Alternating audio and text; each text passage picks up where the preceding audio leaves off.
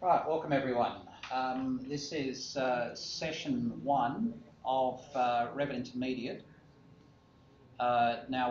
This is a brand new unit, so you've all successfully completed Revit Introduction, so well done on that one. Now Revit Intermediate is designed to follow Revit Introduction, so you need to have passed Introduction to actually undertake Intermediate. Now, this class will run twice a week, as we did with Revit Introduction. So we're going to obviously have Monday 10 till 1 and Thursday 1 till 4. With Introduction, we are running 3.5 hours per session. With Intermediate, we're running 3 hours per session. Only because there are less nominal hours in this particular unit. So in Introduction, there were 80 hours nominal. In this one, is only 60 hours nominal. Ironically, there is more work in this one. So twice a week, 6 hours total per week. That will also apply to students that are coming on board today externally that are doing this unit. So there are a few students that are actually have enrolled and are starting this unit today. So for them, they will obviously allocate or dedicate 6 hours per week to this particular unit. Now, with external students, they will have already received, or by now they will have received, a welcome email from me with obviously a link to the Moodle or the Learn site for this particular unit, plus the enrolment key. So that went out this morning. All right, so up on the board there is my name, my email address. Students in the class know me already. But for anybody, any external students that don't know me, there's my contact details. The short name of the unit is Revit Intermediate. The long name is also up there, the CPP. So it's a unit that's part of both the diploma and the certificate 4. So in this class, there are a mix of diploma and certificate 4 students. So it's a unit that's common to both. All right. So the first thing we'll do, I will obviously talk about the assessment requirements a little later. But the first thing we'll do is we'll actually just fire up your browsers, and we'll actually go into Learn, and I'll give you the enrolment key so that you can have a look at the Learn site, and we'll go from there.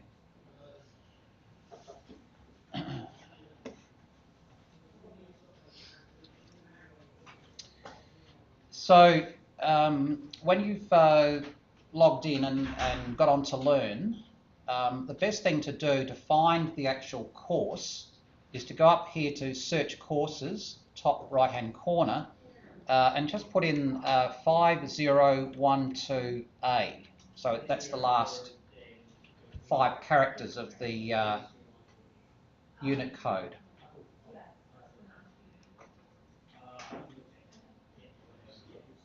So 5012A, there's actually 3 hits that come up, and it's actually the third one in the list there. So you can also search it by typing in Revit Intermediate.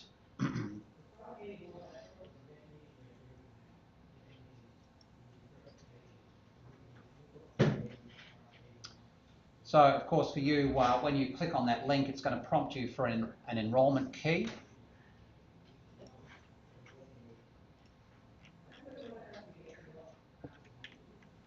So if you can pop in that number there.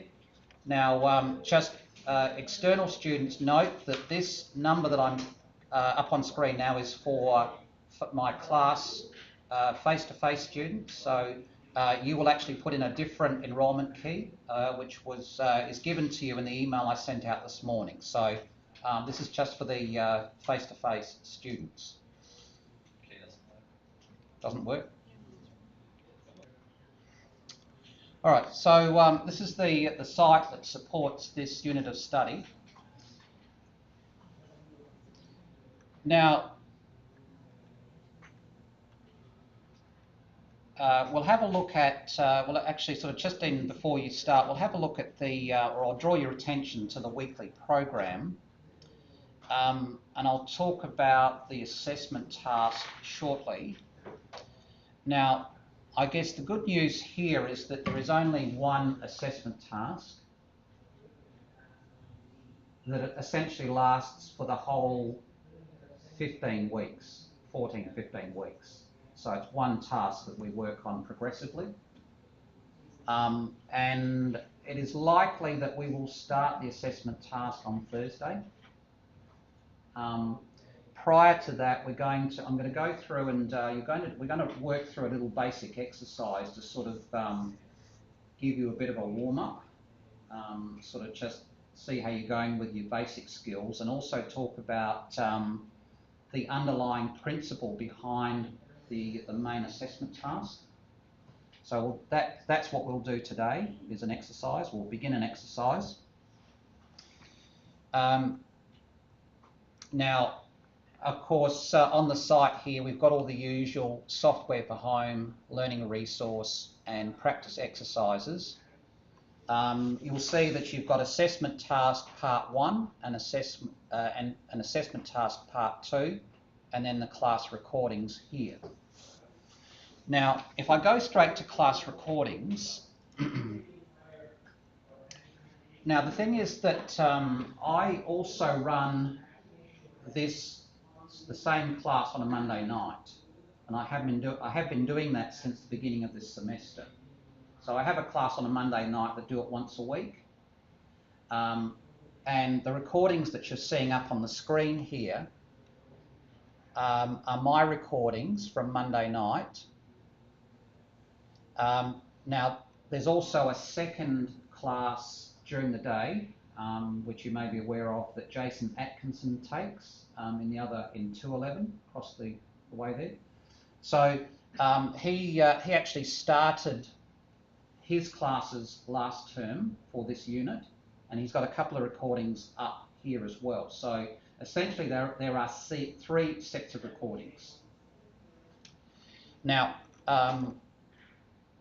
for you, people in the classroom here today, and for external students, you will follow my recordings, okay? I've actually put my recordings up here at the top, or when I begin to put the recordings up, they will appear up here, okay? So note, these recordings are also for external students who enrolled in this unit for term 4 2018. So my recordings at the top for you guys and for external students, all right? So again, the entire unit will be fully recorded. So if you do miss a session, it is expected that you will actually catch up before the next session. So if you miss a session, you need to go through and watch the recording, do the work, and then be up to date for the next session that you attend. All right, that's vitally important for this particular unit and the way that we're actually conducting it, because we're actually going to get through a set of work in every session, and if you don't complete that set of work, you will fall behind. So if you get behind, you'll just have to sit in class here with a set of headphones on and then try and catch up. That's if you don't have Revit at home, or you're not coming in and doing the work outside of class time. So all of the work is designed to be done in class time. There may be occasions when I'll say, okay, well, we don't quite finish something in that particular session, so I'll actually say to you, can you finish that off before next session, before Thursday or before the next Monday? So, but it is designed to be completed in class. All right, so they're the class recordings.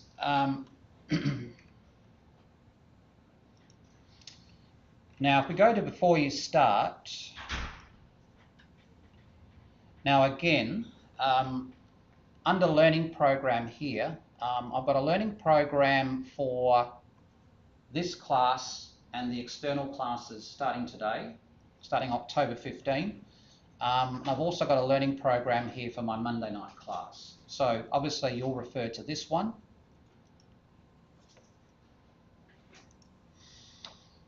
So it might pay just to sort of just have a look at it at some time, just sort of skim through it. As you can see today in session 1, we're going to have a look at something called project phasing in Revit, and we're going to undertake a short exercise in the concept of phasing. Now, depending on how long this takes us, we'll continue this perhaps on Thursday. Once we finish the phasing exercise, I'll introduce the assessment task.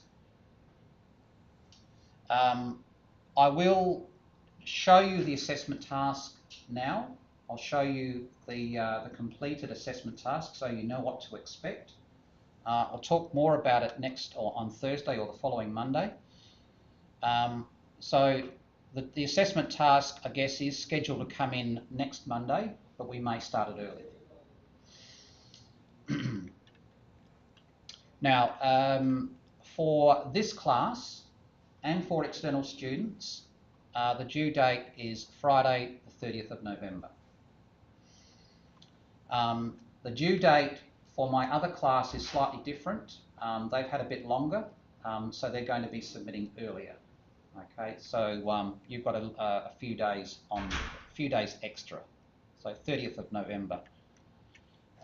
So as I say, it's just as we go through week by week, it's just going to describe what we're doing at each stage of the project or the assessment task.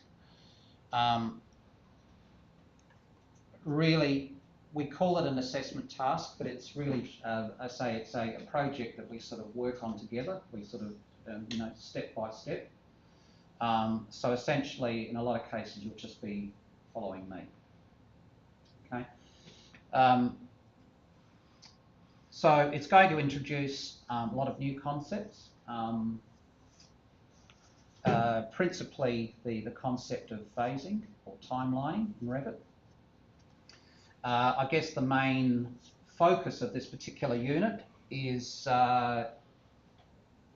initially to develop it's based on a extension and renovation of an existing building.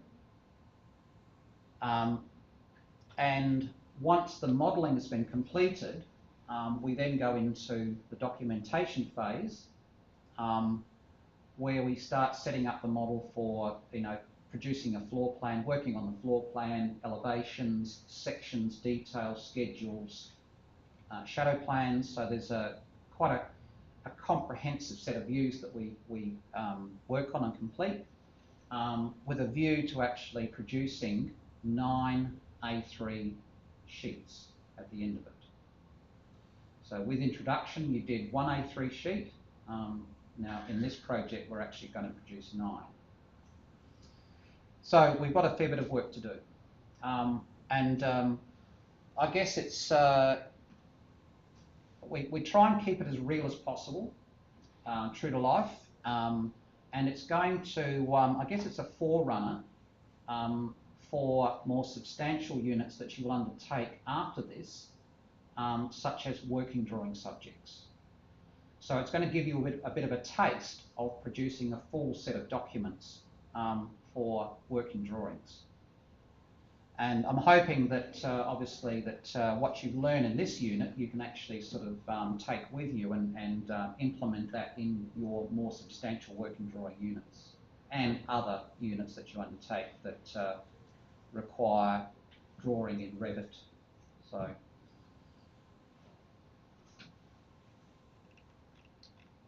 All right, so if we go through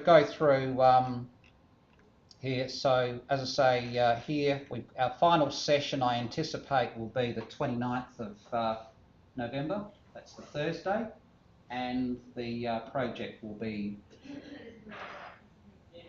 required for submission on the 30th, which is the Friday. All right, so have a look through that at some stage. That'll give you an idea of what we're going to cover throughout the project.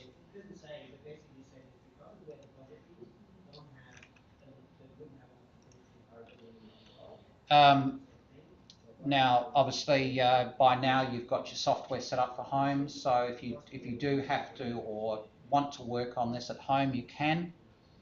Of course, for students here, if you want to work on this project outside of class times, you're most welcome to use the computers in the classrooms. Learning resource.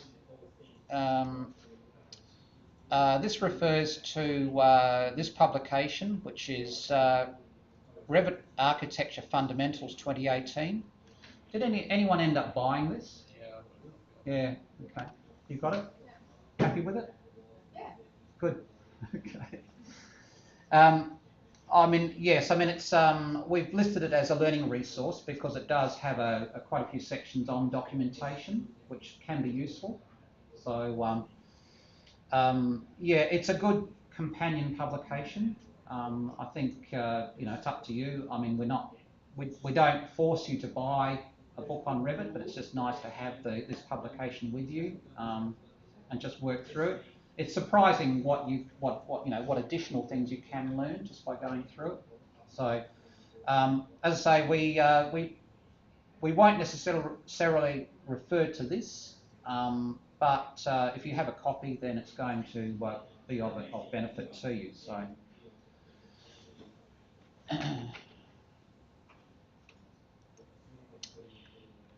All right. Now we'll come to the practice exercise shortly, but I'll just take a moment and show you what you will be undertaking with assessment task 1. So at this stage, are there any questions? Okay. All right.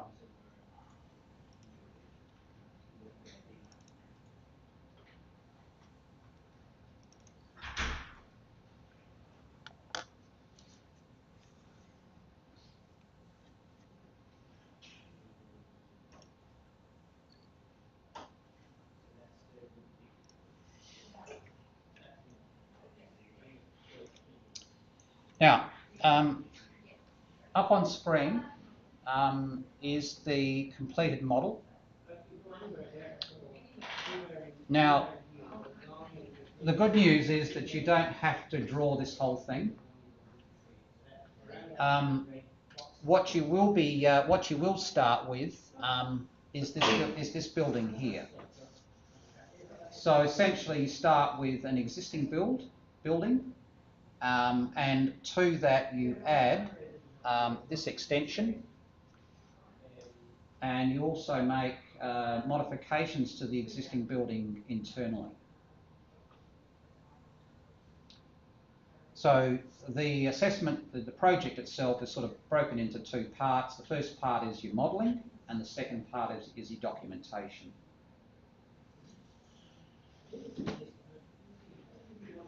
Now from this, you're going to then create several views, starting with a floor plan.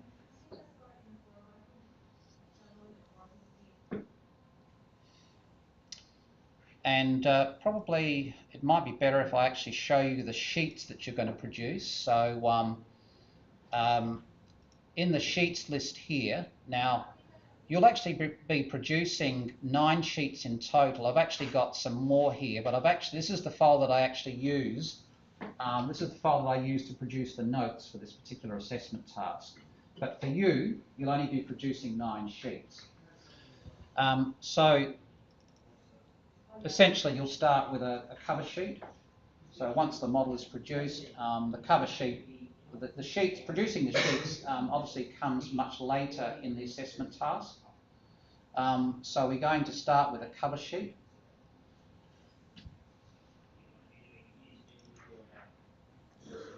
A site plan.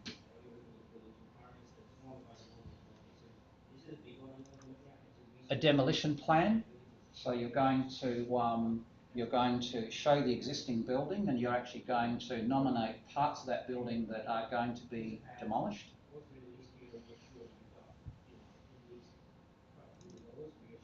The completed project, okay, so the complete build, fully dimensioned and with text and notes and so forth, and a legend over here.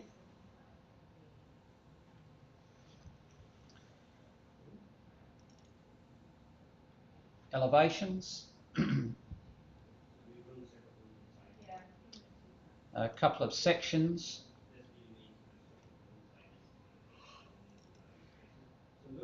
details,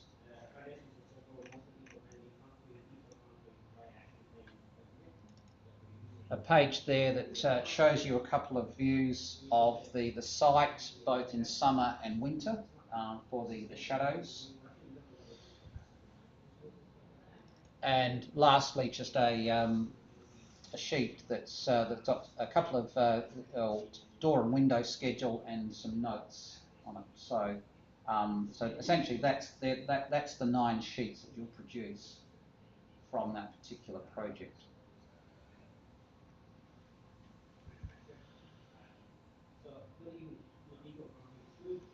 So, how does that sound?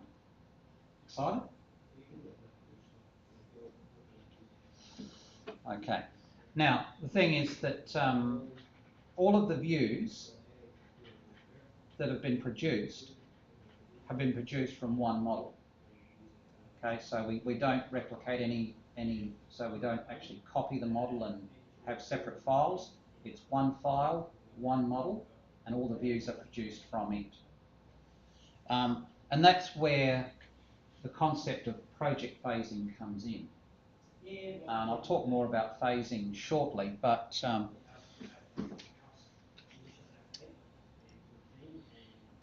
through phasing, and phasing is something that we have to set up. You know, phasing, I call it timelining as well. So the thing is that we can tell Revit, or we can actually make some modifications or changes to the existing building, and we can send it back in time. Okay, we can, you know, we can differentiate between the existing building and the new construction. And to that end, we can use things called phase filters to present the model in different phases or time periods.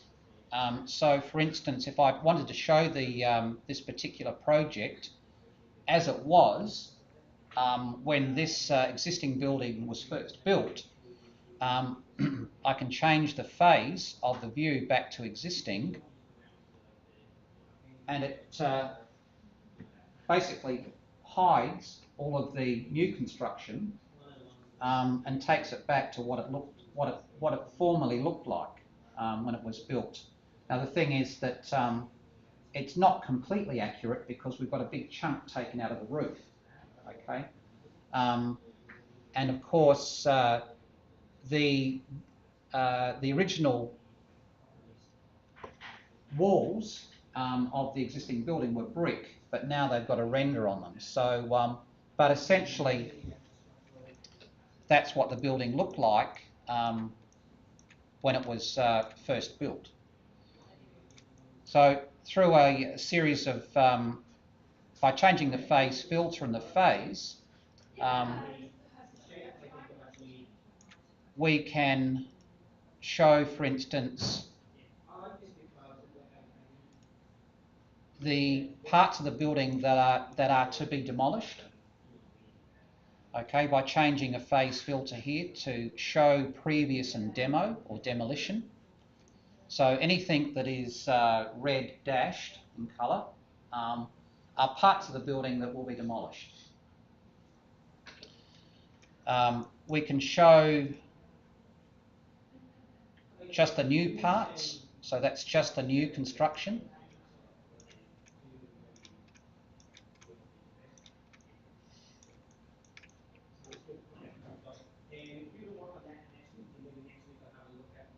can show the previous and new. So this is showing the existing part of the existing building in halftone and new construction in black. So you can sort of use a filter to show that and show previous phase. So show previous phase, yeah, it's just obviously showing you the building with all of the parts that have been tagged for demolition have been removed. Okay, so and show complete will just show us the completed build. So when we say show complete, we're showing existing and new. Obviously anything that's been demolished is hidden, and it's showing us all of the new construction. So in essence, once we set up phasing, and obviously we have to, it's something that we have to initially set up, which is the purpose of the exercise we're about to do. I'll actually show you, talk about the principles of phasing and how we actually set a model up for phasing, and then after that we go through and we create views, and we adjust the phase and the phase filter to show the build in its different stages along that timeline. So essentially that's the assessment task. So that's what you'll be working on, as I say, for the majority of this particular unit. Any questions?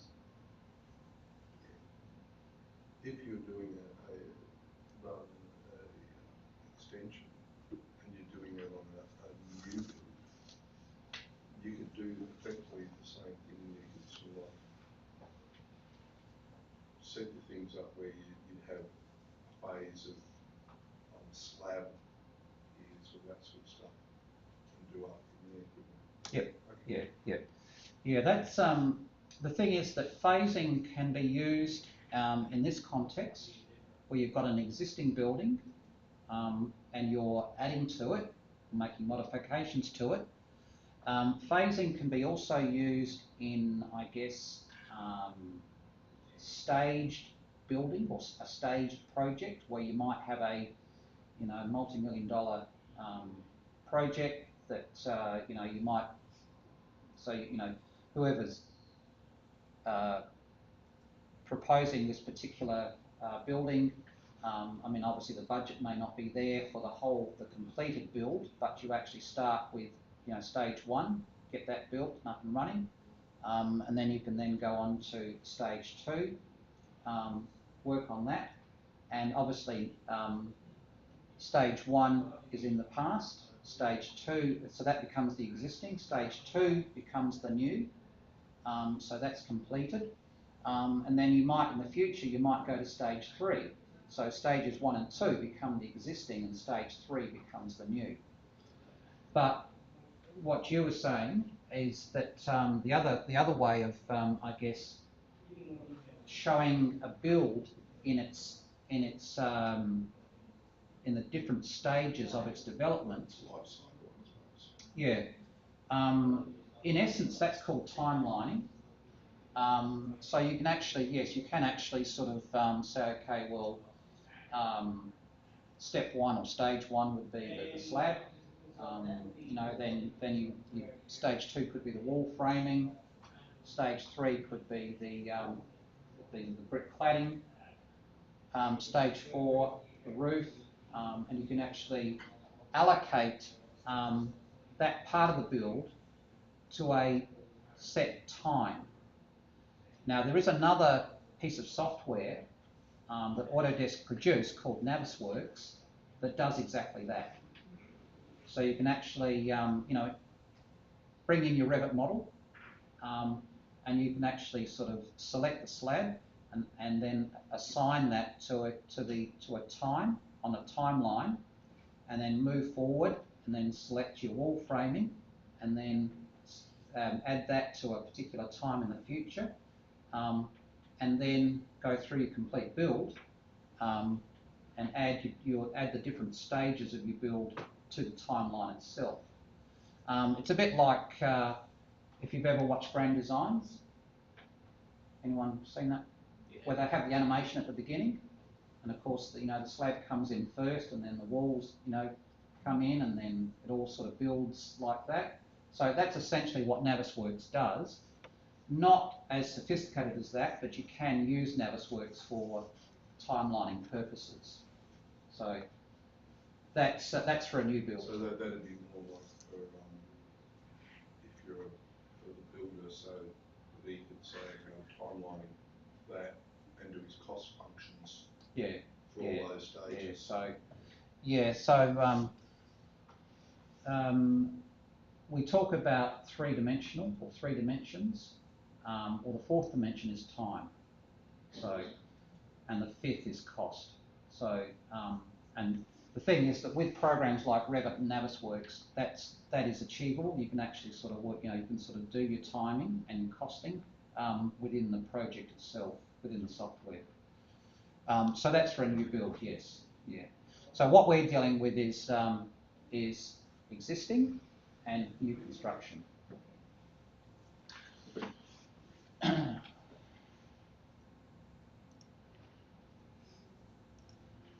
All right.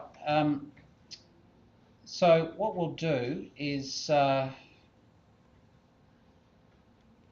we'll have a look at this exercise shortly.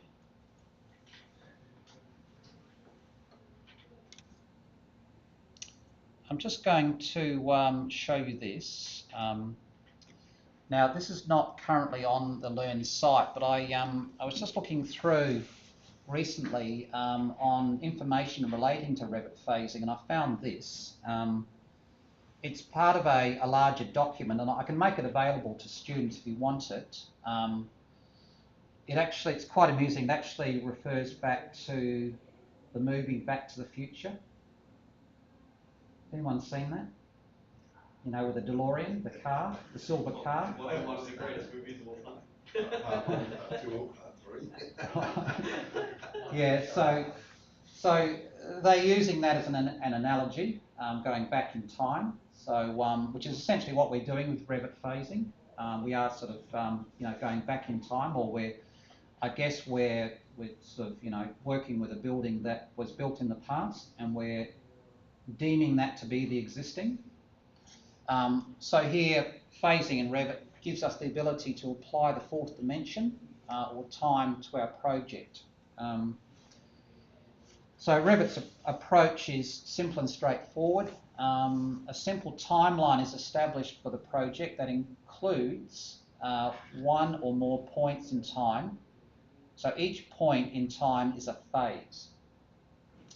Now essentially in Revit, in your standard project, you're going to have two phases, existing and new construction. And that's essentially all we need for our purposes. Can this be break into much smaller part, as you said, like walls and slab and windows coming in? No, not in Revit. No. It's no. As I say, if you're going to break down a project into its build time and its scheduling, you're best to use something like Navisworks. Yeah. So it's just existing demolition. Yeah. So in this case, existing building, new construction, and then we put demolition in the middle. The demolition aspect of it is not a phase. It's just part of it. Okay. Now, with the other, scenario where you've got a larger building that is produced in 3 stages, you might have stage 1, stage 2, and stage 3 as your 3 phases. So, but it's best to keep it as simple as possible. Okay. It's going to be hard enough to get your head around with 2 phases. Okay. So, so as I say, in the out-of-the-box template, you've got existing and new construction, and you can add additional phases as you require. And the thing is that when we get into Revit, the phasing setup is all controlled from the Manage tab and the Phasing or Phases button here. Now the thing is that, and what we do, I mean, every element that you work with in Revit belongs to a phase. Up until now, you haven't had to worry about it or consider it. The default phase is new construction. And without you knowing it, when you actually start adding your walls, those walls are added to the phase called new construction. Okay. Now that can be changed, and it will be, as we will see in the exercise. So every element in your model exists at a period in time defined by two phasing parameters. Okay, these are the phase when the element was created and the phase when it will be demolished. And you'll see that when you actually click on an object like a wall, and in the properties, you'll see that you've got phase created and phase demolished. Now, as I said, by default, all building elements are added to the new construction phase as the phase created. Okay? If you want to demolish something, you then nominate a phase in the future for that element to be demolished. So if you've got existing phase and new construction, existing comes before new construction. So if you're going to demolish something from the existing building, the building element needs to be in the existing phase first, and then you say, okay, well, we're going to demolish that in the future, so it's demolished in the new construction phase, which is the phase after existing. Okay? Don't be too concerned about that now, okay? But that's essentially what we do with elements. Now, the thing is that the building element has phase properties, and so does the view. Okay? So we'll tackle this step by step. I won't try and explain it all now. We'll do this slowly.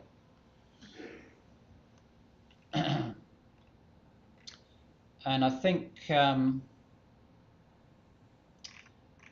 I'm not going to go through this whole document, but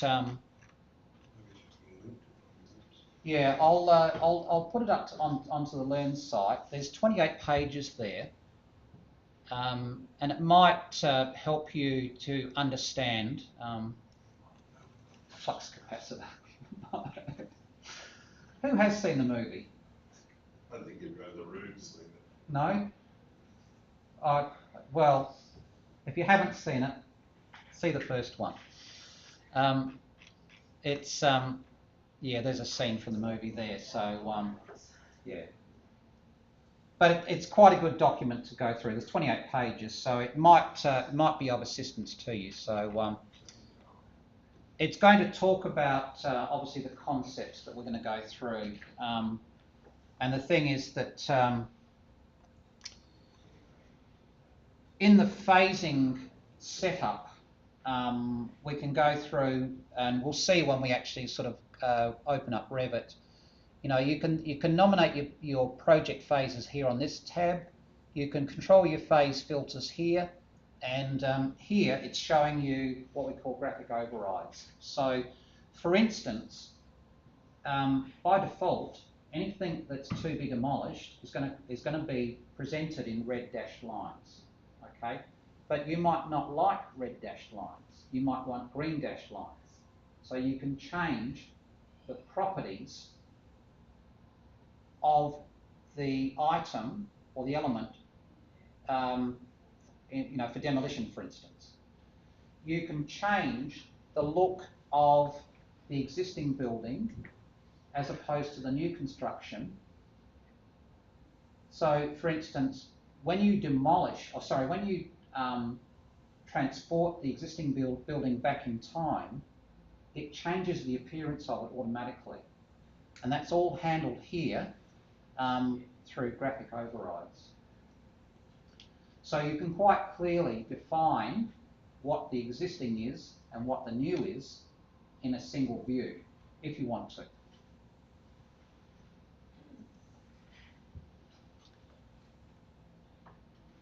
So here we're talking about existing relative to the currently active phase. So items created in an earlier phase that have not been demolished are considered existing.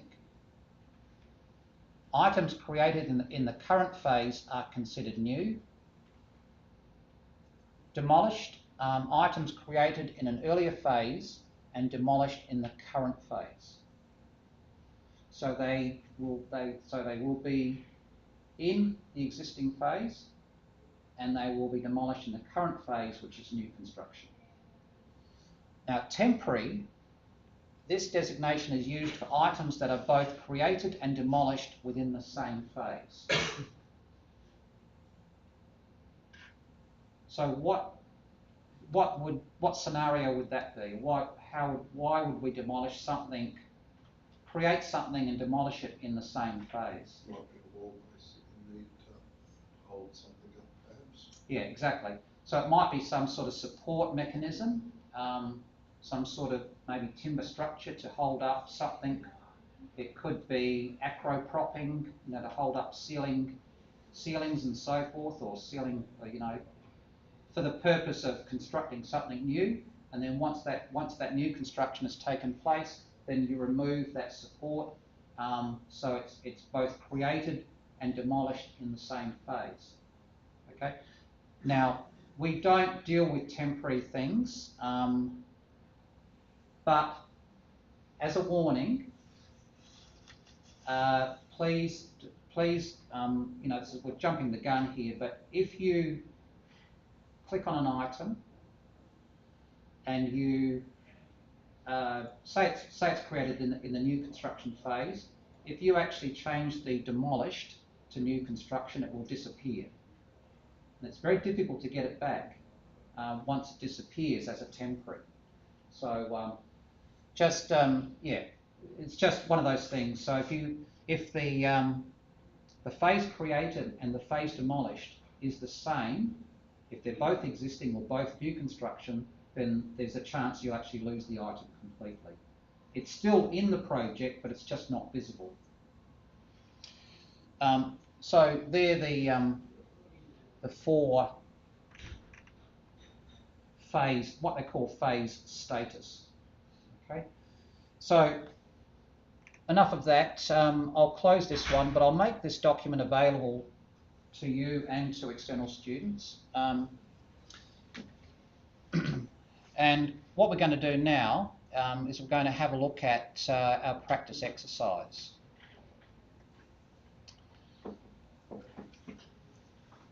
And I think, you know, I can continue talking about this, you know, but it's better if we actually undertake an exercise and we show you exactly how it works, okay? More in a practical sense.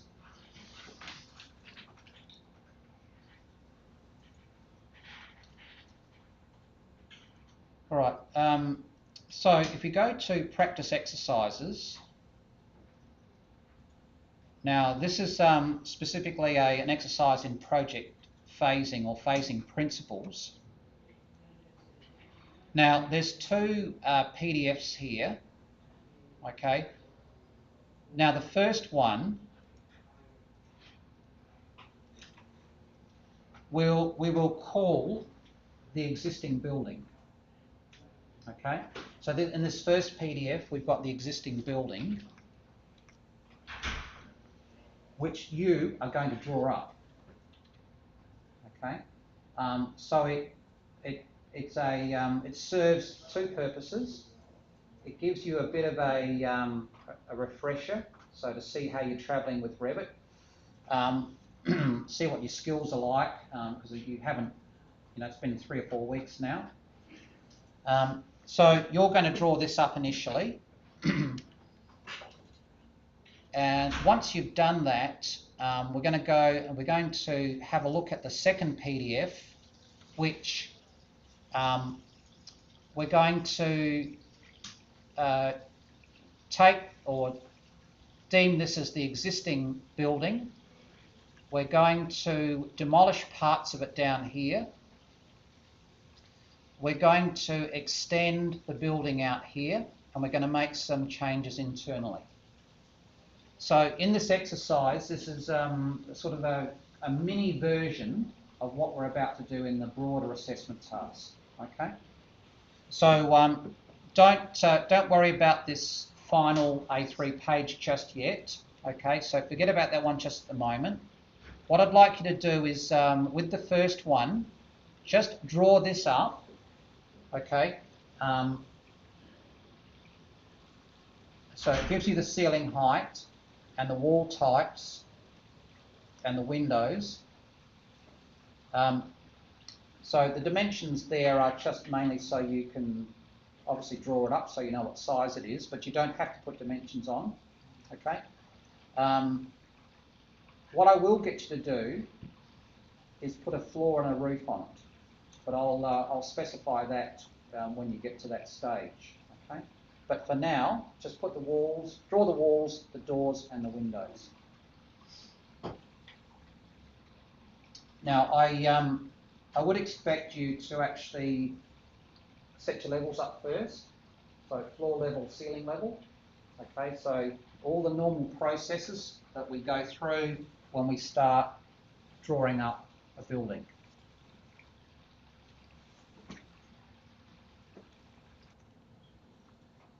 Okay, before we go too much further, can you just save this particular project, this exercise, just call it phasing exercise. Now, I'll need you to save it and keep saving it because there is a chance that we'll be working on this on Thursday. So just save it and make sure that you have it available on Thursday as well. So phasing exercise.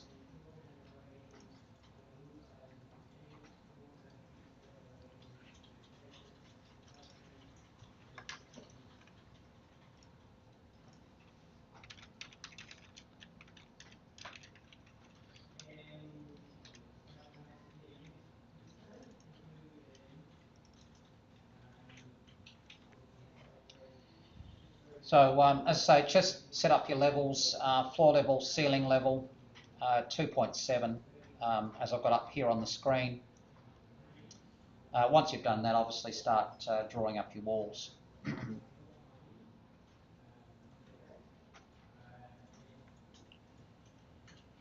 Okay, now I've added a roof and a floor here. Now, the floor, I'd like you to add as a generic 150. Just remember to untick extend into wall, that setting on the options bar, so that the floor itself goes to the outside edge of the walls. Now with the roof, generic 125, so the overhang is 760, but you must put a tick, place a tick and extend to wall core on the options bar, and the pitch will be 22.5 degrees.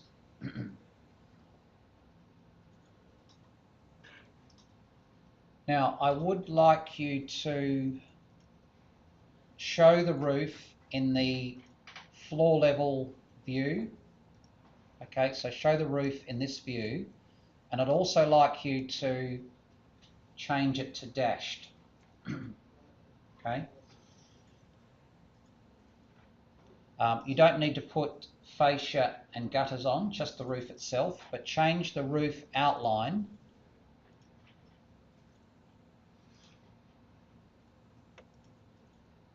to dashed, which is the centre pattern. Okay, so projection lines, centre, pattern,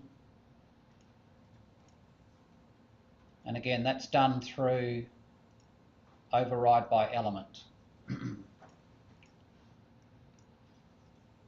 Okay, so when we're all at that stage, we'll then start the setting up the exercise for phasing.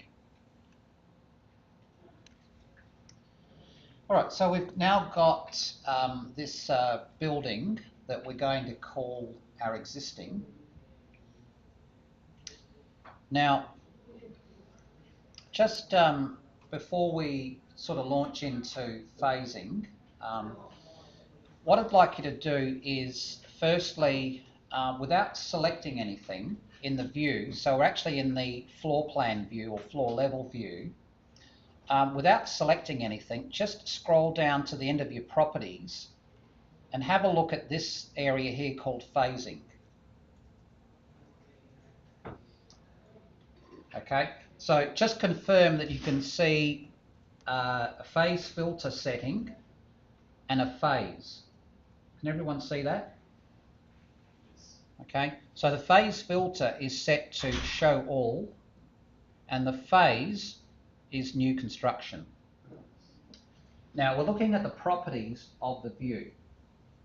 Okay, so just be aware that the views can have a phase set, as can the individual building elements.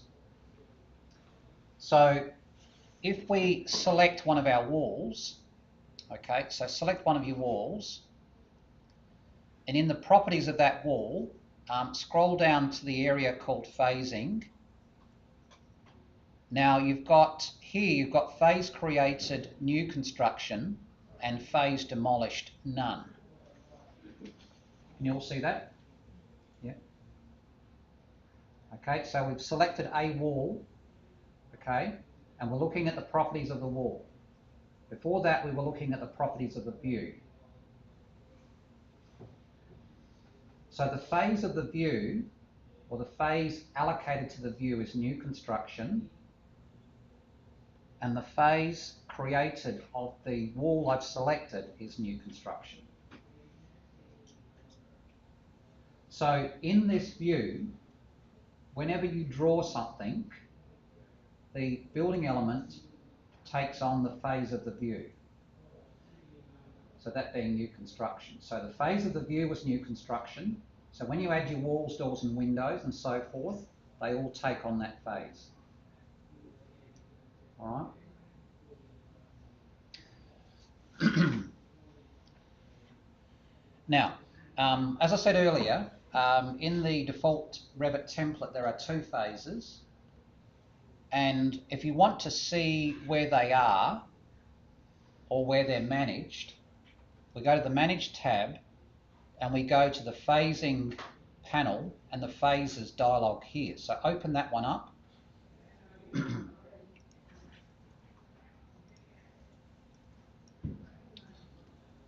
So this is the dialogue that we saw in that little that document I showed you earlier. So this is where we set up or manage our phasing for the project. So whatever we do only relates to the current project. Now you can see under project phases that you've got existing and new construction. All right. Now we can, and you can see up here you've got past, and down here you've got future. So when you add phases, you can either insert them before or after the current phase. So the thing is that when you add phases, you can't delete them, but you can actually merge them with previous phases. So just, I guess, for our purposes, and I guess for anything that you'll be doing in the future, if you're going to use this system, is to just stick with the two phases. In other words, before and after, existing and new. I mean, you can call these whatever you like. You can change them to whatever you like, as long as you know which comes first, type of thing. Okay. So the default phase is new construction for our plan view, and when we add components to that view, they take on that new construction phase. Okay, so everything's fine. So with a new build, you do not need to worry about this at all. All right, but we're dealing with an existing building and we're going to make changes to it and add to it. So we've got existing and new construction, or existing, yeah. So,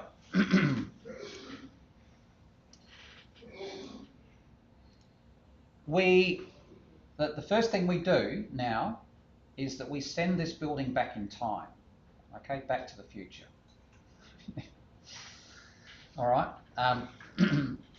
Now, the thing is that if you select a building element or item, you can change the phase created here from new construction to the previous phase. So by doing that, you're sending the building back in time. Now, what we do collectively is we select the entire building and change the phase created. Now, this is best done in a 3D view because you might not be able to see the roof and you want to actually capture the whole building. So we go to a 3D view, and I guess the thing is that you make sure that you don't have any categories turned off, so all categories are visible that relate to the building itself, and you drag a window around the whole building and select everything.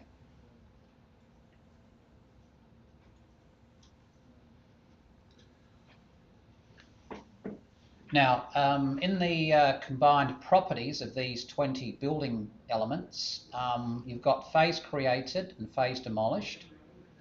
Now, what we do to send this back in time, we actually click over here and we change the phase created to existing. Okay, so existing comes before new.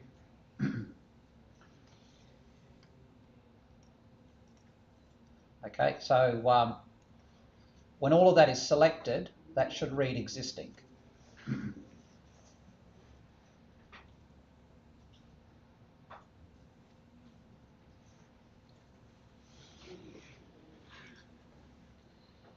Now, nothing really changes in this view here.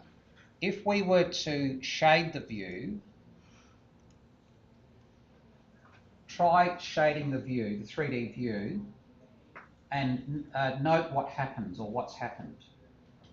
Can you see any change there? It's all grey, yeah, it's all dark. So there's no colour.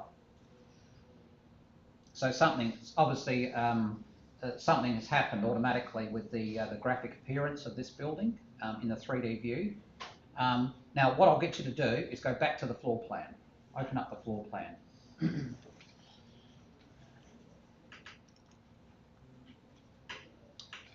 So you can see what's happened here. The walls are now solid black. So again, a change has been made to our building by sending it back in time. Now, if you were to add a new internal wall, and I'll get you to do this,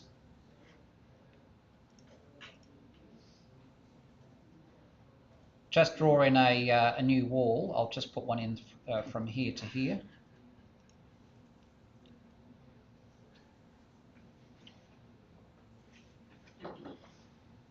Okay, so the thing is that the blackened walls here are the existing walls now, or sent back to the past. Now, this wall that I've just drawn here is deemed new construction,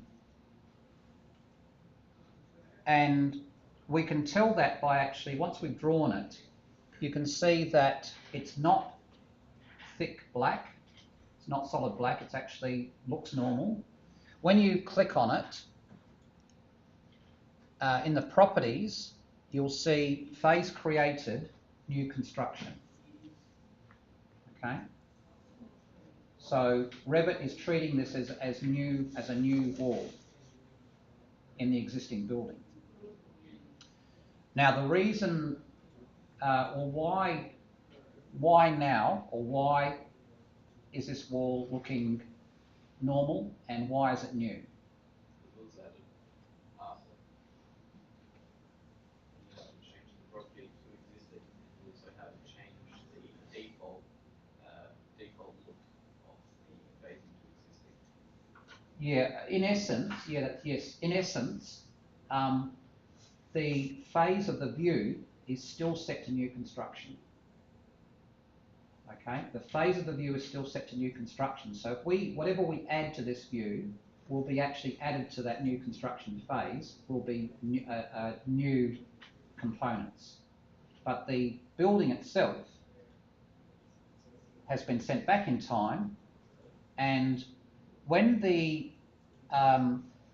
essentially when the building element is set to a phase before the phase of the view, okay, so the building element, the walls here are set to existing, which is before new. The phase of the view is set to new construction, so therefore a graphic override is applied to these existing walls. That's why they look different. But when we add a new wall into this view, it treats it as new construction because the phase of the view is still set to new construction. Okay. All right. If we delete this wall and set it again to phase existing and withdraw it, so will it be black? Yeah, the thing is if I select that wall now and change its phase created to existing, it goes black. Okay, so because I've sent this one back in time now as well. So this wall has been sent back to the same time period as this wall. Okay, but if I select it and I say, okay, well this wall now is going to be new construction, whereas the rest of it is existing. Its appearance is different, and Revit treats it as new construction. Okay, so basically this is the present, this is the past. So every time we have to change. No, the thing is that once we get our views all set up, when you add, for instance, when you start putting in new construction, you don't have to worry about changing the phase of that wall when you add it. It automatically happens because the phase of the view is set to new construction, and when you add your building elements, they automatically take on that phase created. Yeah, so the idea is to set this up so it's as automatic as possible. Yeah. And always be looking into the most forward point. Yes, yeah.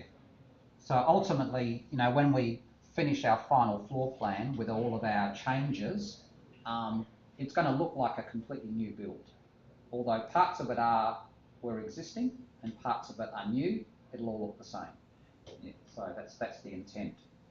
But of course, along the way, we can show existing, we can show parts to be demolished, we can show new and existing in the same view if we want to. We can actually make them look different. There's lots of alternatives, lots of scenarios. So step one is, if you've got an existing building, step one is actually to change it back to that first phase or that initial phase, that existing phase. That's step one. And then we sort of start setting up our views and we go from there. All right. So I guess the thing to take from this is that when I guess you've got two phases. Every view in your project is set to a phase, and it's normally new construction. So whenever you add a building element to that view, it takes on that phase. Okay. But the thing is that it may take on that phase, but you can select that building element afterwards and change it to a previous phase. If that makes sense. Yeah. Like we said, levels. So every wall will go up to certain, we can select and it will go automatically to that. We have a setting and we can just, rather than unconnected, we can set that to level 1, level 2. So in that way, can we set this as to like whatever I'll draw will be existing, then demolitions, and or we have to select individually and then do that? If you're talking about demolition, we actually have to sort of select each different wall and door and window and then actually sort of deem that or set that for demolition. Yeah. So like if I've set that to existing now, and if I'll draw that wall again, so will that come back or it will again be a It new won't be there. construction? It exists. If you set the view of the entire thing to existing, Yeah, that's what that wall won't be there. You have to place anything new or to fix anything, you have to be in the most current view for that. So if you wanted to fix something that was existing, you have to be in the existing view. If you Yeah. want to So if place, I draw anything in the existing, will that turn up black or? Well, let's just work through it, Yeah. and okay, and we'll see how it works. Now, the thing is that let's just accept this for what it is at the moment. Now, I'm going to leave this wall here as a new wall. I will delete it, but I just want to we'll just go with this. Now, once we've set the building back in time, okay, what we now do is that we actually create another couple of views, or we're actually going to create 3 new floor plans based on the existing building. The second one will show the demolition, and the third one will show the completed build. Okay. So what we do is firstly we make a copy of the floor plan.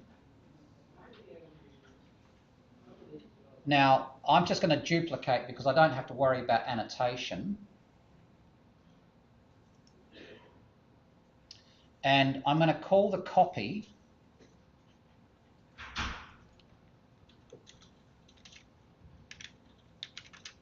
plan-existing. Okay, so I've made a copy of floor level and I'm going to call it plan-existing.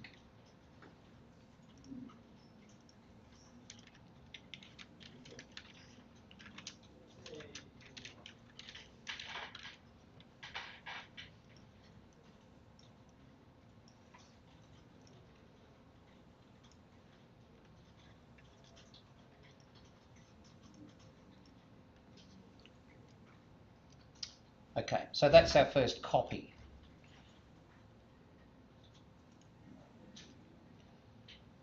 Now I'd like you to make a second copy. Okay, you can copy floor level or plan existing. It doesn't really matter. They're both the same at this stage. So create a second copy and call this one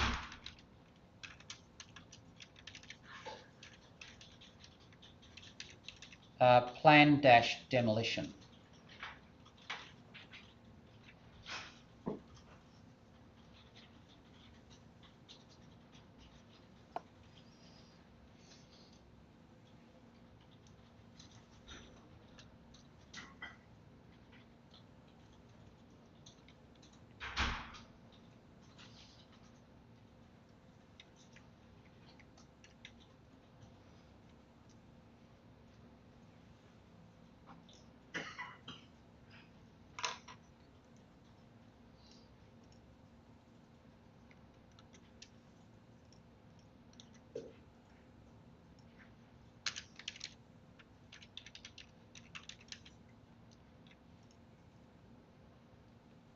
Okay, so we've now got a plan view to show us the existing as it was, and we've got a plan view that will ultimately we'll use to demolish parts of the building.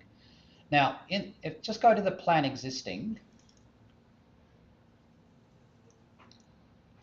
Now, in the plan existing view, without selecting any part of the building, I'd like you to scroll down to the phasing settings, and I'd like you to change the phase to existing.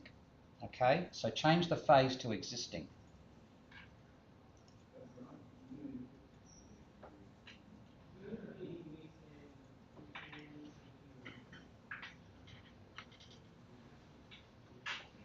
So, two things just happened. One, my new wall disappeared. Okay. And secondly, it all looks normal now.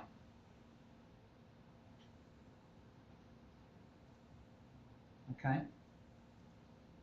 So note that everything looks quite standard. So there's no more thick black walls. So as far as Revit is concerned, this is the existing building, and we're showing this building back in the past when it was built. So at some point in the past, it was a new build, and that's what we're showing at the moment. Okay, and it looks completely normal. There's no graphic override applied. Now, I guess the thing is that in terms of the view, to make everything look normal, one of the ways you can do it is that you set the phase of the view is set to match the phase of the building elements. Okay? So in this case now, the phase created of the building elements is existing, and the phase of the view is set to existing. Now, if those two things are true, then there's no graphic override applied, and the building looks normal. And my new wall has disappeared because it's not existing, it's new construction. Okay? So you get a sense of how Revit is now automatically dealing with this. Okay? So we don't have to sort of, obviously we have to sort of know what we're doing with this, but we don't have to really worry about this too much because Revit takes care of it. As long as we've got the building elements are tagged in the correct phase.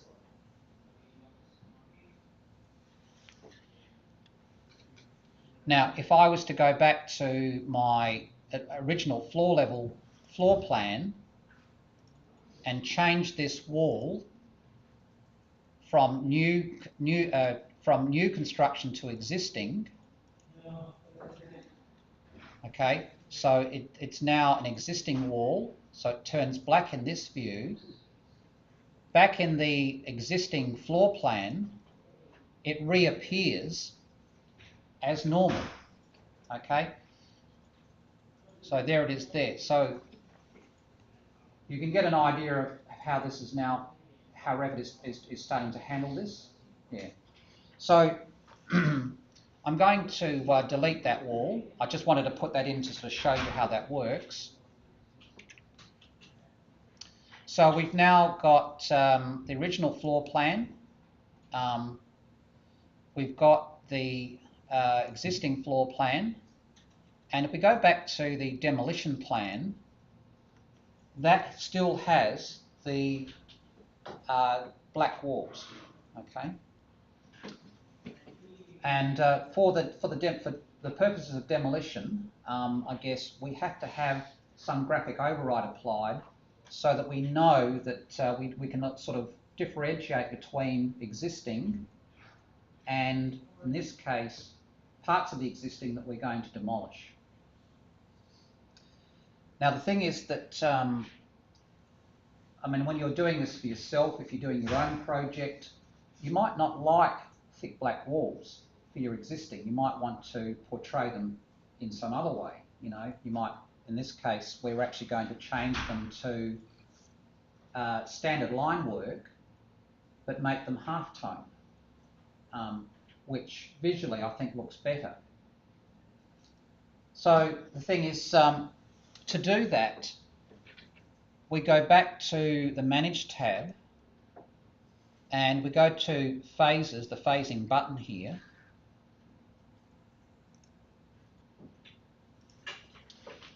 And if you move across to the Graphic Overrides tab here, you'll see that if a graphic override is applied by Revit, the way that the view looks or appears is controlled here, both for projection and cut line work. And we can even assign a specific material if required. Now the thing is that at the moment we've got our phase status is existing, and therefore our walls look like this when they're cut through. They're solid black. Okay. Now if I click on this this little button here, this swatch, it opens up a fill pattern graphics dialog. Now if I change the pattern from solid black, or let's say I change the colour to dark blue, apply and apply, the walls turn blue. Okay, so really you can do what you like with this in your own projects, but for our purpose we're going to, I'll change that back to black.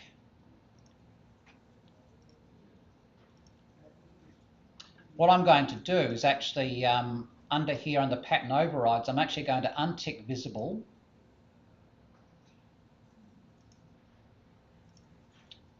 which turns off the pattern completely.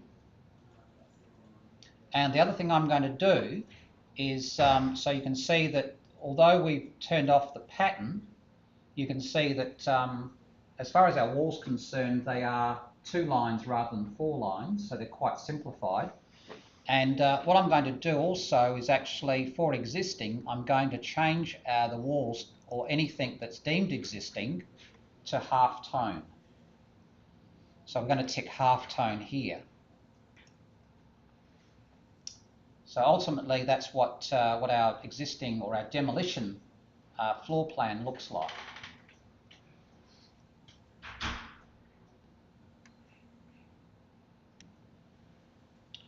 All right, so I'm going to close this dialog. So this now is the floor plan that we're going to work with to obviously demolish or mark certain building elements for demolition. Now, so that we know what we're actually going to demolish, I'm going to take you back to Learn.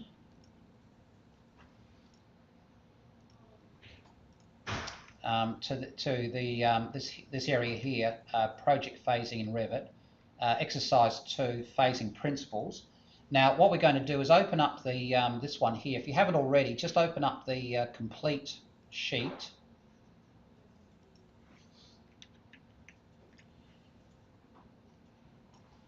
So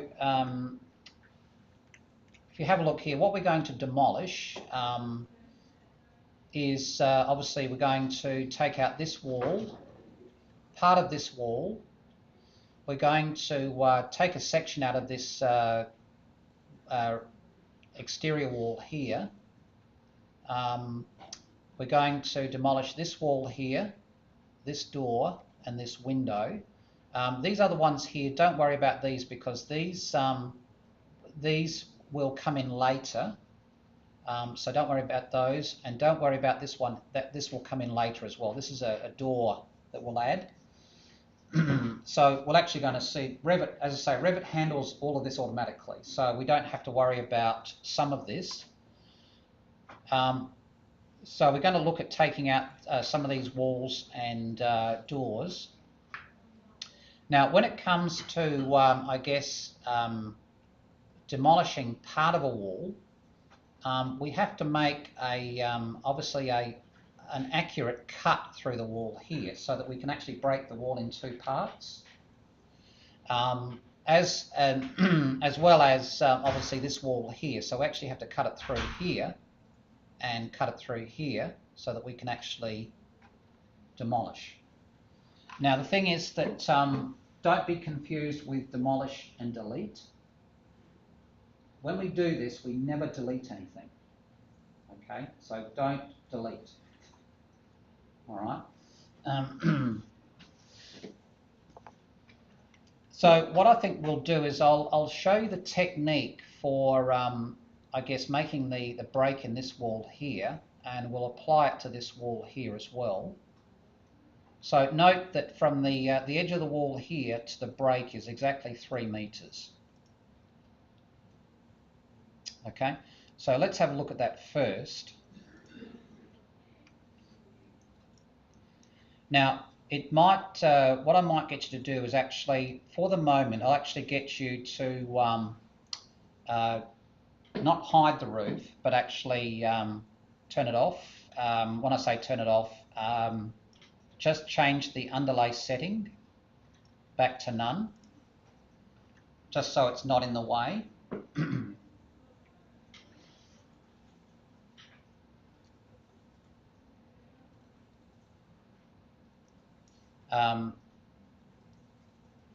And also, no, that should be okay. All right. Now, so we're going to cut this wall, and I guess as you know, there's a couple of ways of doing that. We can actually use, or the way that we know that we can do it is through split element. Split element will do the job, but it's a little bit unpredictable. It's a little bit hard to manage. I'm going to show you a technique that is a bit more structured. And that's using something called split with gap. Okay, the next one over, split with gap. Now, before we do that, what I'm going to get you to do is actually draw a reference plane through the wall, which we're going to add a dimension to. Okay, so if we go back to architecture,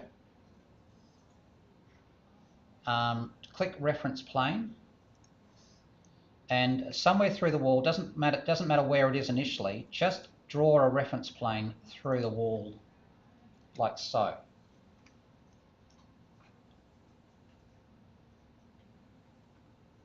And to that reference plane, add an aligned dimension. So wall faces individual reference. So we're going to take it from the wall here and to the reference plane here.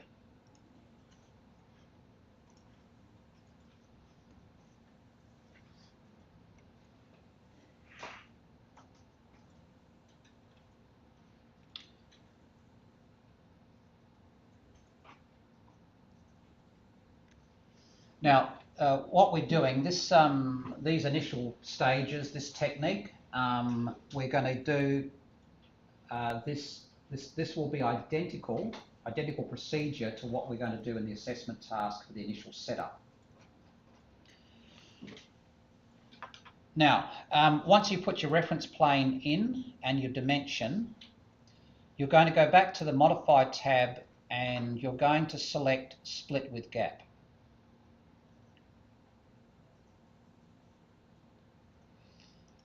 You're going to go down to this wall and just anywhere along this wall, just click to place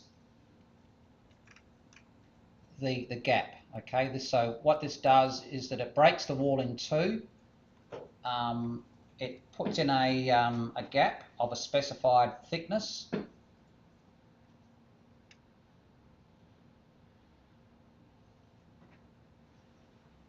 Now, when you once you put the gap, once you put the split in, if you click either wall now, can you see this little symbol here? Little T-shaped symbol. And you'll actually, if you select the wall on the left-hand side, you'll see it as well.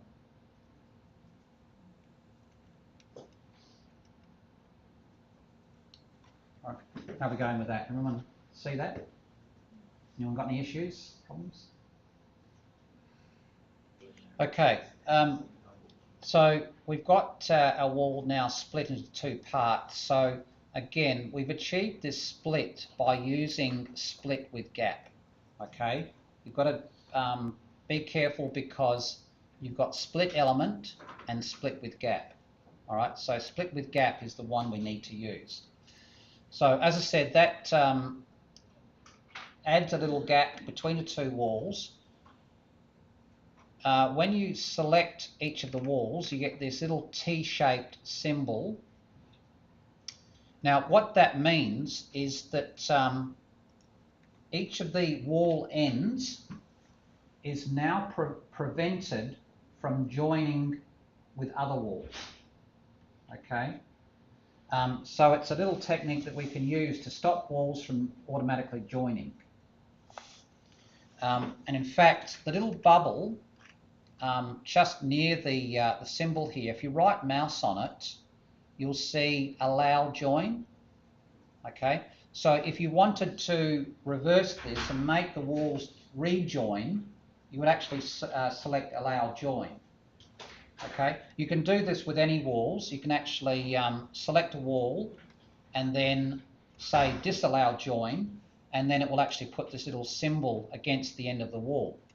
Now this will come up later in the assessment task. This is quite a critical or an important sort of, I guess, procedure or something that we do normally to stop walls from automatically joining other walls that are of a different material. Okay, in this case we need to stop the walls from joining each other because ultimately we have to bring them together but stop them from joining.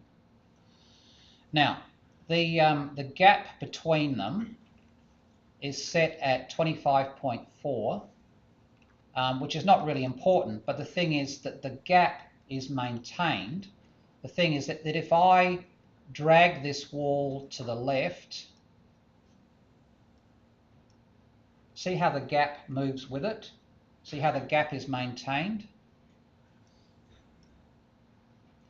Now the thing is that ultimately what we want to do is we want to bring this end of the wall back to the reference plane here and bring this end of the wall to the same reference plane so that they coincide with the reference plane itself. Now to do that we have to unlock the gap. Okay, unlock the gap. And to do that, we select one of the walls and we click the padlock here. See the padlock down here? So now each wall, sorry, that's yeah, so this wall here, when I unlock this one, it's actually reversed that join situation. So what I need to do is actually, I'm not sure if it will happen to you, but if I right mouse on it and then say disallow join, the important thing is that both walls have the little T symbol against them so that they won't join with each other. So, and now, if I drag this wall back, you'll see that I can increase the gap. So they're independent, but they won't join with each other. And the idea now is to use the align tool select the reference plane in each case and align the first wall back with the reference plane.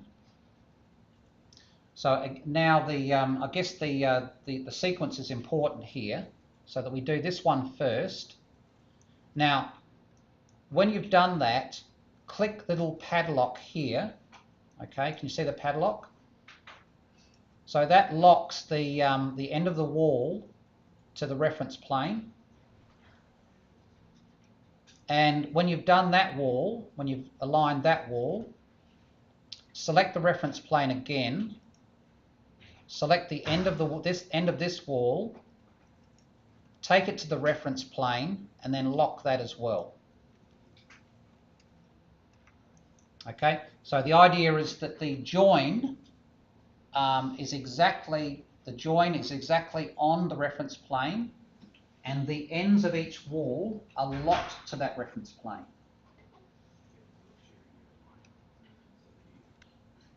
Okay, so we've added we put a reference plane through the wall.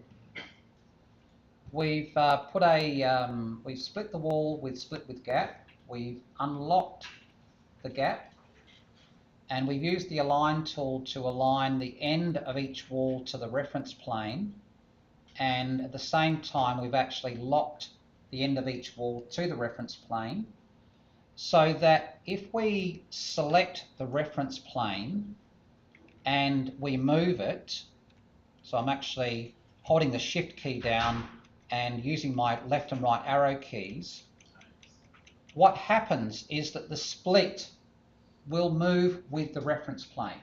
Okay, so it's constrained to the reference plane. That's what we've achieved by aligning and locking the ends of the walls to the reference plane. Now, to that end, if we select the reference plane, now to select it, you'll need to actually put your pointer on top of it and hit the tab key once and then click. Okay? Because we've got a floor underneath, you'll tend to select the floor if you click directly on it. So you need to use the tab key to actually cycle through and select the reference plane. And in selecting the reference plane, it activates the dimension, and what we do here is we just input the exact amount, which is 3000.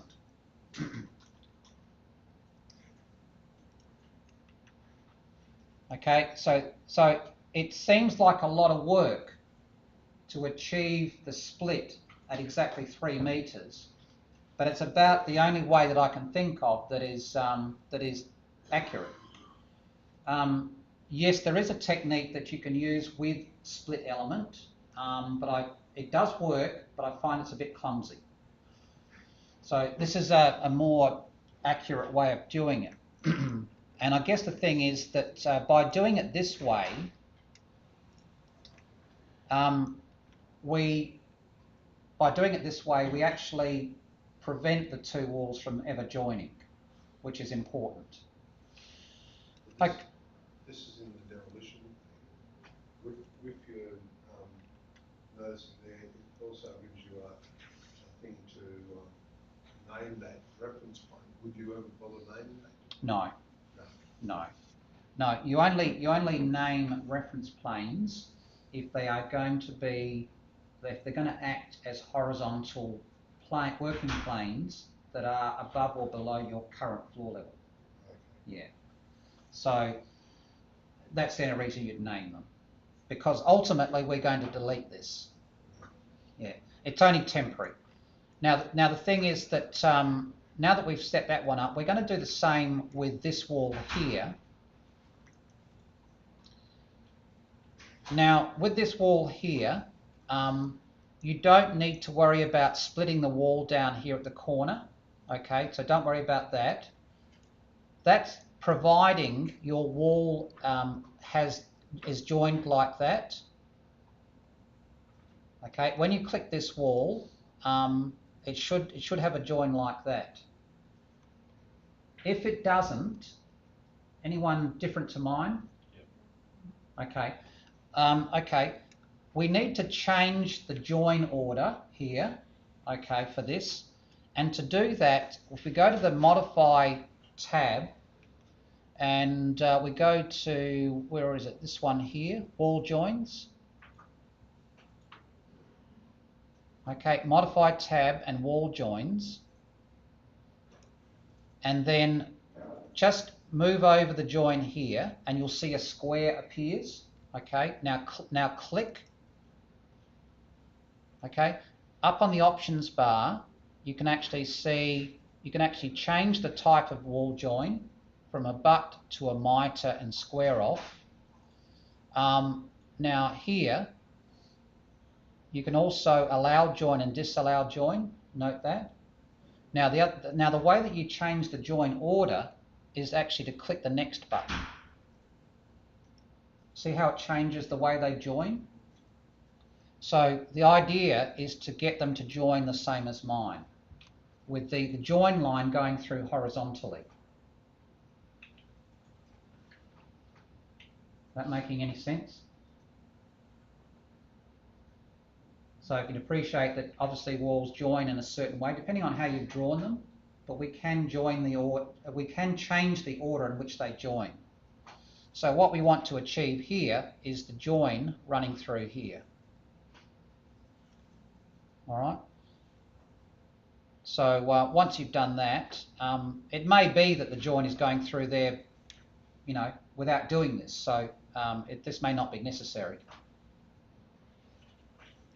All right. So once you've done that, just click Modify, just clear that, and then we'll move on. All right. So we're going to just cut through this wall, or not cut through it, but place. Well, we will place a gap, a split with gap here, but we're going to just draw a reference plane through here.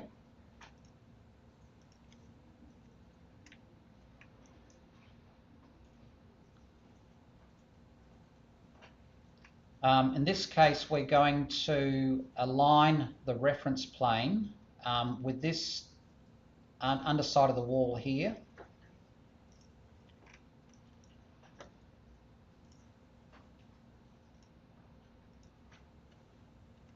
Okay, so there's the reference plane.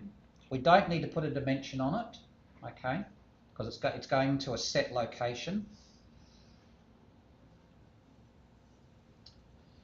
We then place a gap in the wall with split with gap just underneath it. While you're doing that, you may as well unlock the gap. So just click on the padlock here and then clear the command. So just get out of that command. Okay, so you've got your two wall parts, and they've both got the little symbol here, which is preventing the wall from joining. Okay, so that's important that you have that little symbol there. And essentially, once you've done that, once you put your gap in, you can then just use the align tool and align each wall end with the reference plane. Now you don't have to lock them in this case because the reference plane is not going to move. Okay, you don't have to lock them. Okay, so this one is relatively simple.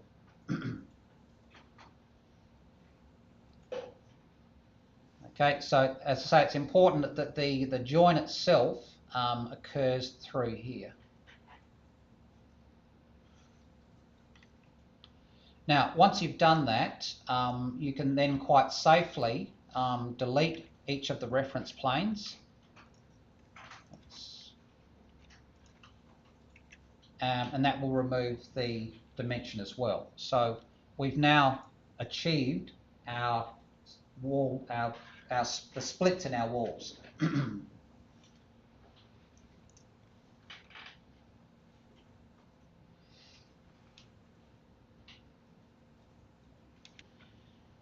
Now, this is quite a critical phase in setting up the project. It's critical for this exercise. It's also critical for the assessment task.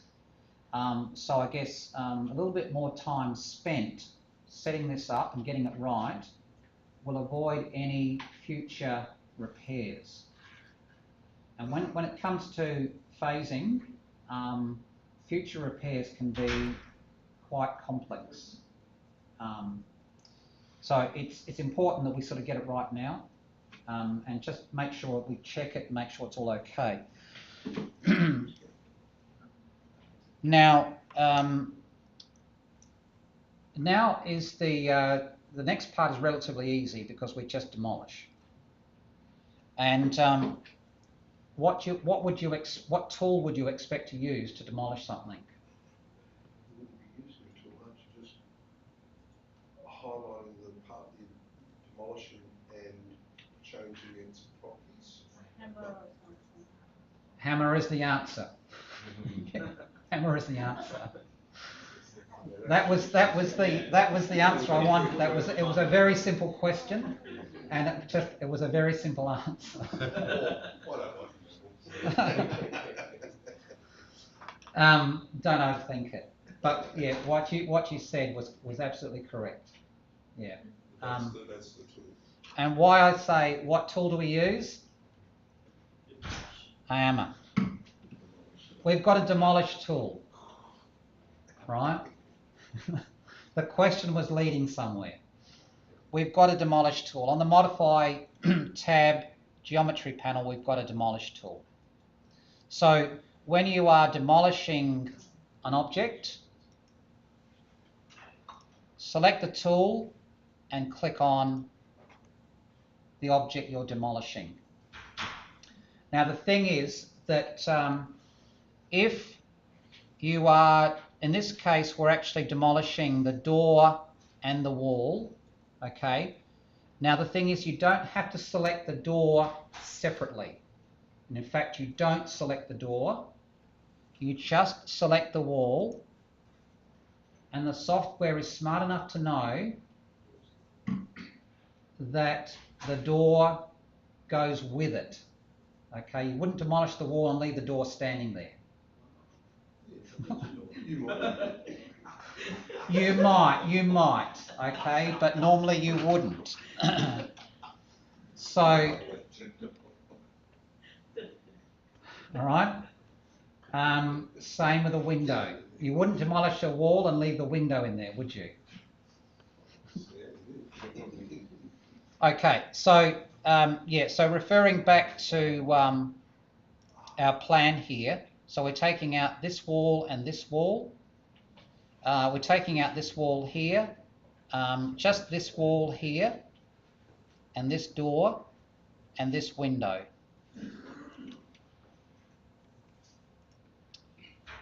So we've got this wall here, this door, and this wall, and this window. Okay. So I'll just clear that tool now. When you so when you select, so I've cleared that. When you reselect something you've demolished, okay. Let's say that I've demolished this wall here by mistake. Okay, demolished it by mistake. Other than doing Control Z, which is an undo, how do you think we might actually undemolish it? Change the phasing properties of the element. Yep. So the thing is that if I select that wall, I would undemolish it by, so note that it was created in the existing phase, yet it was demolished in the current phase, new construction. Okay, that's why it looks the way it does. Now, if I want to undemolish it, I change the phase demolished to none. Okay, don't make the mistake of changing it back to existing, because it'll go forever. You'll never find it. Change it back to none, and it just comes back as normal. Same with the door. But unfortunately, the software is not smart enough to bring the door back automatically as well. So we select the door and we do the same thing. So we change the phase demolished to none, and it brings that one back as well. So the thing is that if you wanted to demolish something manually, then you can just click on it, and by changing the phase demolished to the current or future phase, it will do the same thing as actually using the dedicated demolish tool. Okay, so there's no real mystery here. Okay, so they're the parts of our model that we've demolished. Now the only other thing we have to do, this looks a little bit odd in places, because at the moment, as far as the view is concerned, we haven't sort of talked about phase filters yet, but the current or default phase filter is show all. In the demolition plan, the correct phase filter would be show, previous and demo. Okay, so change that now. Show, previous and demo. And once you've done that, then the view will be correct.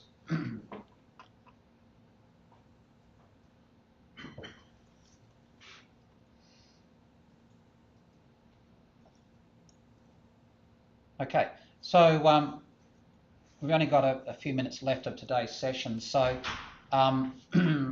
we will continue this on Thursday, but for now, just go back and have a look at the plan existing.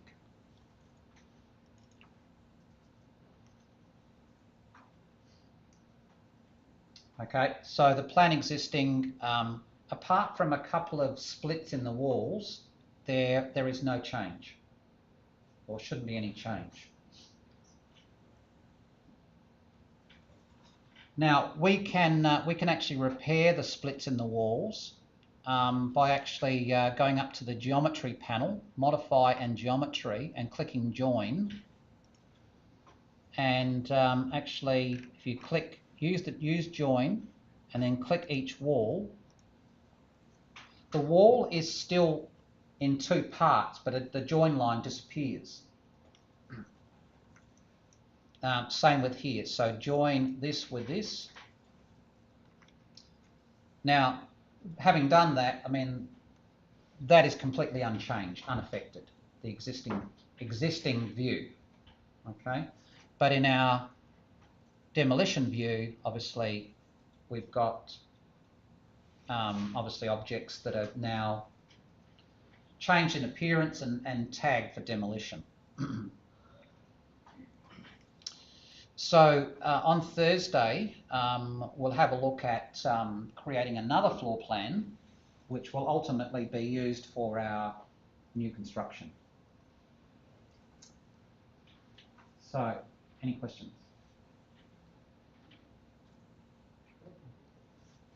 All right. Yeah, it's going to take a while to sort of get your head around it. But yeah, it's very, very clever the way Revit handles this. And I guess the thing is that if you do make a mistake, sometimes it takes a little while to sort of work out what you've done to actually sort of resolve it. So, but no, it's very, very clever. All right. All right. Thanks, everyone. That's our first session. So, as I say, in our next session, we'll continue and finish this exercise and possibly start the assessment task. All right. So, save your files and bring them with you on Thursday. All right. Thanks, everyone.